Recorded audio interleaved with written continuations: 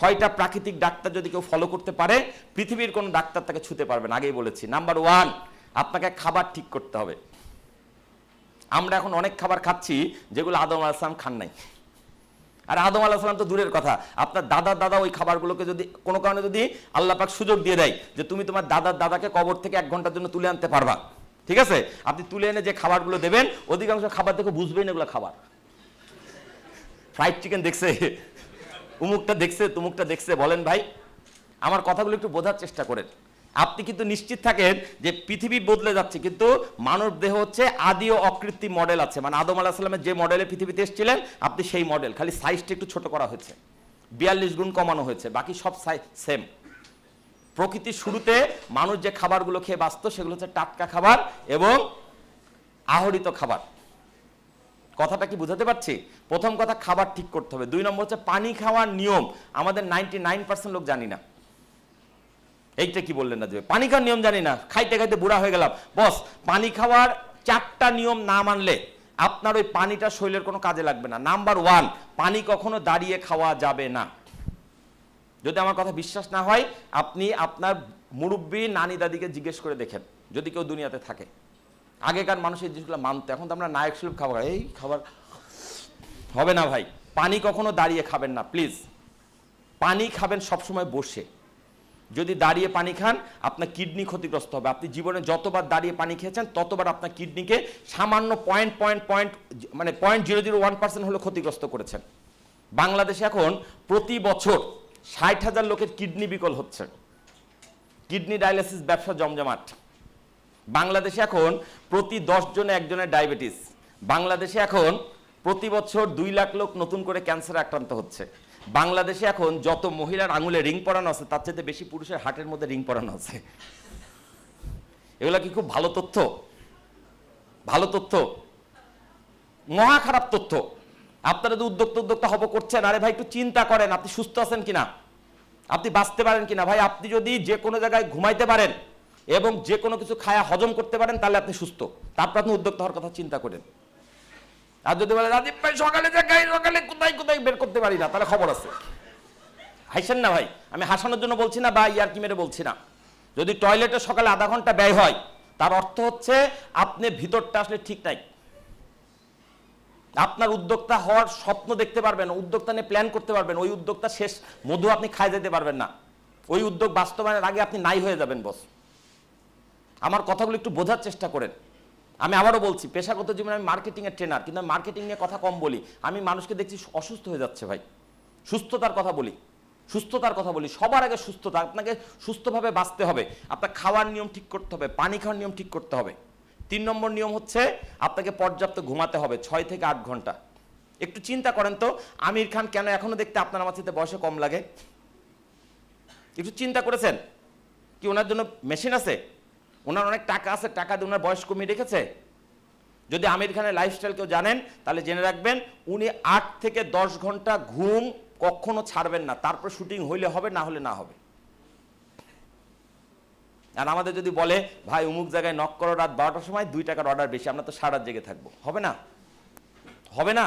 আমার কথাগুলো একটু বোঝার চেষ্টা করেন বস প্লিজ। 3টা প্রাকৃতিক নিয়ম বলেছি। খাবার ঠিক করতে হবে, পানি খাওয়ার নিয়ম ঠিক করতে হবে, 3 নম্বর হচ্ছে পর্যাপ্ত ঘুমাইতে হবে। এই 3টা সারা জীবন মানতে হবে। বাকি 3টার সাথে সকালবেলা যুক্ত। সকালবেলা যুক্ত কেন? সকালে ঘুম থেকে উঠে পর্যাপ্ত শ্বাস নিতে হবে।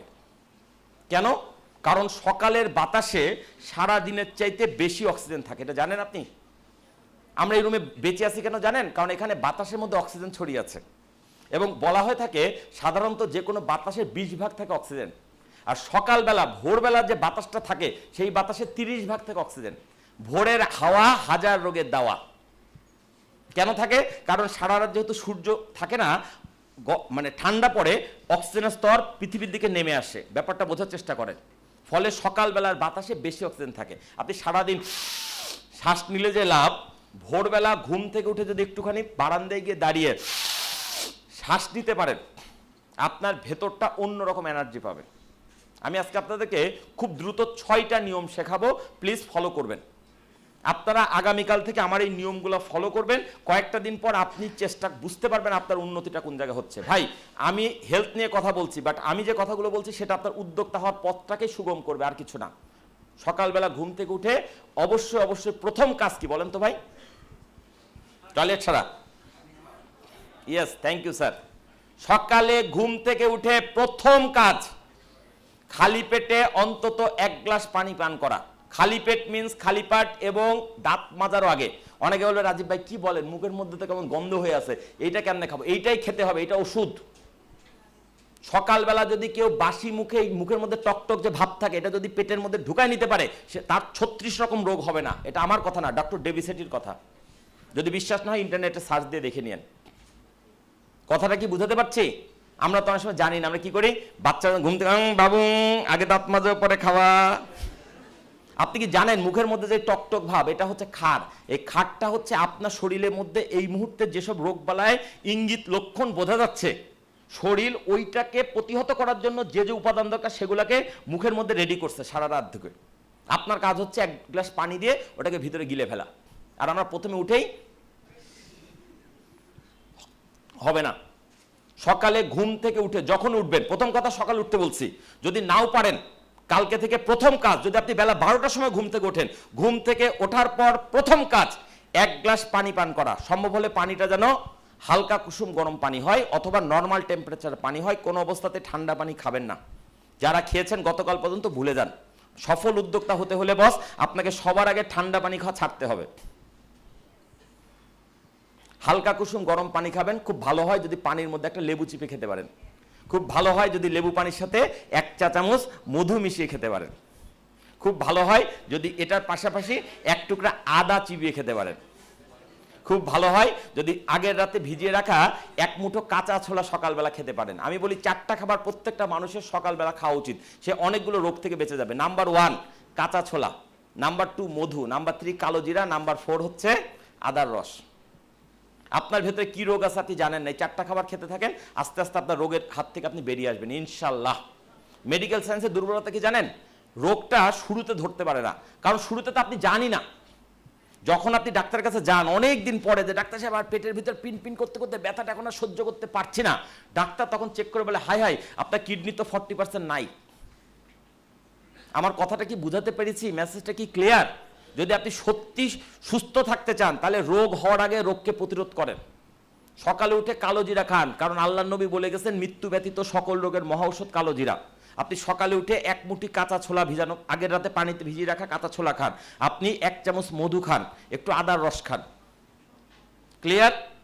সকালবেলা ঘুম থেকে উঠে প্রথম কাজ 1 গ্লাস থেকে 4 গ্লাস পরিমাণ পানি পান করা, সর্বোচ্চ 4 গ্লাস। তবে প্রথম দিনই চেষ্টা করেন না, যারা জীবনে এই কাজটি করেন না, প্রথম দিন 4 গ্লাস পানি খেলে বমি হয়ে যাবে। প্রথমে 1 গ্লাস, তারপর 2 গ্লাস, তারপর 3 গ্লাস, সর্বোচ্চ 4 গ্লাস। ক্লিয়ার? তারপরে কি করবেন? টয়লেটে যাবেন, টয়লেট সারলেন, অজু করলেন, নামাজ পড়লেন বা প্রার্থনা শেষ করে নিলেন, নিয়ে এবার আপনি চেষ্টা করবেন বাসা থেকে বেরিয়ে যেতে ভোরবেলা। যদি বাসার সামনে পার্ক থাকে বা কোনো খোলা মাঠ থাকে সেখানে চলে যান। যদি বলেন রাজীব ভাই ওরকম কোনো মাঠ নাই, আপনার বাড়ির কি ছাদ আছে? ছাদে চলে যান। যদি বলেন রাজীব ভাই ছাদ নাই, অ্যাটলিস্ট বারান্দায় চলে যান, গিয়ে নাকটা বাইর করে দেন, শ্বাস নেন প্রাণ খুলে। আপনি খেয়াল করে দেখেন সারাদিনের যে কোনো বাতাসের চাইতে সকালবেলার বাতাসটা একটা অন্যরকম প্রশান্তিময়।